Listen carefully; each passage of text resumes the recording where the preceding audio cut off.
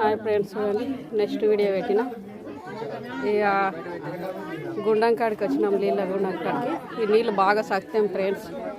మాకు పొలాలకి ఏమైనా పురుగు తగిలినా పంటలలో మంచిగా పొలాలలో చల్లుకుంటా పురుగు కూడా పోతుంది ఫ్రెండ్స్. చూడండి బాగా సత్యం మాకు. ఈ గుడి మీద ఇంత జెండా పెట్టారు.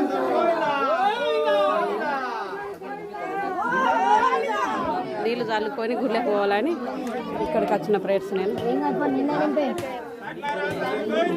గోవింద చూడండి ఫ్రెండ్స్.